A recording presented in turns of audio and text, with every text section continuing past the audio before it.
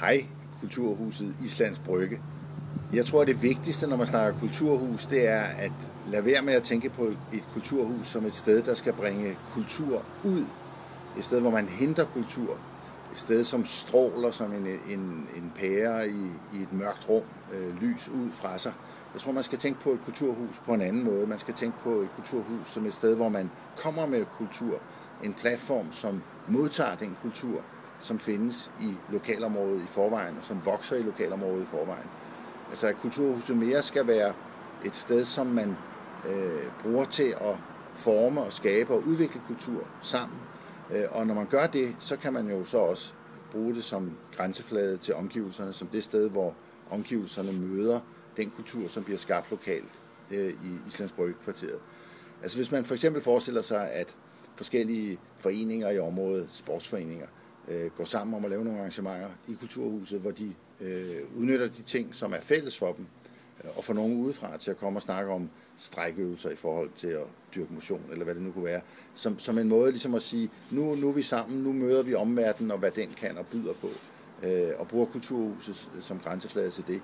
Eller nogle folk i området begynder at skabe netværk af madskaffning, folk som får grøntsager fra gode økologiske dyrkere i omegnen, folk som går sammen om at skabe fødevarefællesskaber, som udvikler måder at skaffe sig ordentlig mad i stedet for det, man kan få i supermarkedet sammen, og hjælper hinanden med at finde ud af, hvordan man håndterer de her ting, hvordan man opbevarer de her ting. Igen kan man så gå i kulturhuset og der skabe de ting, som man gør sammen i forhold til omverdenen, hvor man får folk til at komme og fortælle, hvor man får kokke til at komme og forklare, hvordan de gør osv. At kulturhuset hele tiden bliver en platform for ting, der sker i forvejen, men som bliver endnu bedre, fordi man har de her steder at mødes omkring det. Hvis man tager internettet, så startede det jo med, at der var nogle steder, der tænkte ligesom i gamle dage, at vi er sådan nogle elektriske pærer, der lyser i det mørke rum. Altså vi er aviserne, nu går vi på nettet og spreder vores viden, eller vi er de gamle mediehuse, vi er de gamle virksomheder, der spreder viden. Og langsomt udviklede nettet sig til det, man nogle gange kalder Web 2.0, altså til anden generation, som handler om, at de steder i dag, som er mest kraftfulde og mest virksomme på internettet, det er dem, som skaber en platform, en mødeplads, et udvekslingssted for mennesker, der selv skaber, så at sige, indholdet i det, de gør. Og det vil sige, det bliver meget mere det at være mødeplads, eller være, om man vil, i internettets verden, at være et slags værtshuset, hvor folk mødes. Og det tror jeg er meget det samme. Kulturhuset skal nu, de skal være kulturhus 2.0, altså de skal være kulturhuset, som opfatter sig selv som mødestedet, som mødepladsen, som samlingspunktet for en hel masse ting, der sker i forvejen. Fordi vi har mistet de gamle måder at mødes på, med markedspladsen, med værtshuset, med kirken, med de her ting, som vi i gamle dage brugte til at mødes. Vi har brug for noget nyt til at skabe den her platform.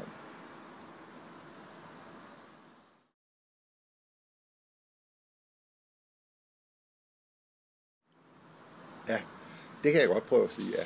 Altså lige nu er vi jo i sådan en mærkelig opvågningsfase, eller en fase, hvor vi får bevidstheden tilbage, eller får modet tilbage, eller tør lidt igen, efter at vi har været igennem en frygtelig mærkelig samling af årtier. Det sidste årti har måske været specielt mærkeligt og præget af egoisme og friværdi og kynisme og fremmedhad og en hel masse væmmelige ting. Men også årtiet før var måske meget orienteret, altså 90'erne var måske også orienteret meget mod sådan, det rationelle og det fornuftige og det stramme. Og det er som om, at vi nu er i en optøning, hvor folk pibler frem fra sprækkerne og hjørnerne, som har gemt sig lidt i rigtig mange år og siger, der er jo noget, der hedder anstændighed, der er jo noget, der hedder at tage sig af hinanden, der er jo noget, der hedder fællesskab, der er jo noget, der hedder at skabe ånd sammen, der er noget, der hedder at hjælpe hinanden med at skabe bedre liv, der er noget, der hedder, vi vil noget mere med vores tilværelse. Og det har ligesom været stuet af vejen og gemt, og man har dukket hovedet i forhold til de her ting. Og jeg tror, at hele den, hvad skal vi kalde det, selvtillid, den er på vej tilbage nu, og kommer bragende i de næste år. Og vil komme det også fordi, at vi vil se nogle helt ubegribeligt voldsomme økonomiske og økologiske kriser i de kommende år, som gør, at vi virkelig bliver nødt til at spørge os selv om, hvad er det, vi vil, og så at få det gjort.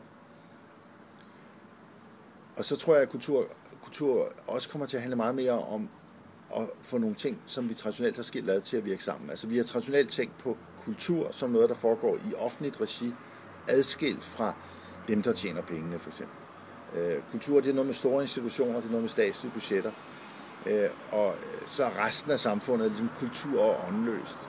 Jeg tror, at det vil være meget anderledes fremover. Jeg tror meget mere, kultur vil være noget, der bliver skabt af små steder, som meget ofte er private, som meget ofte bare er nogle mennesker, der sætter sig ned og går i gang med et eller andet, som er folk, som laver kultur på den måde, at de måske har en lille biks kørende med noget grafisk arbejde, eller med noget konsulentarbejde, eller med alle de der mærkelige ting, folk går og laver i vores dage, som gør, at de ikke er på en almindelig arbejdsplads, men har en lille biks kørende.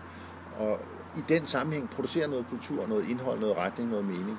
Og der tror jeg igen, kulturhusene kan blive fantastisk vigtige sammen med højskolerne, ved at tage en ny rolle som dem, der formidler og er platform for alle de mennesker i et lokalområde, f.eks. Islands Brygge, som har deres lille bitte biks kørende hjemme på køkkenbordet, eller 2-3 mennesker i en baggård eller et eller andet, og hvor de i virkeligheden synes, de har det dejligt med at have den frihed og den mulighed for at gå på tværs og være private, men samtidig ikke alt for forretningsagtige på en gang, men hvor de på den anden side savner nogle kolleger, noget fællesskab, nogle kopimaskiner, nogle helt praktiske ting og nogle mere sociale ting, som kulturhuset udmærket kunne stille til rådighed, både for foreninger og privatpersoner, men jo for den sags skyld også for små, selvstændige næringsdrivende, som jo ikke er ude på at lave mange penge, men så bare gerne vil møde nogle andre, som er i den samme situation.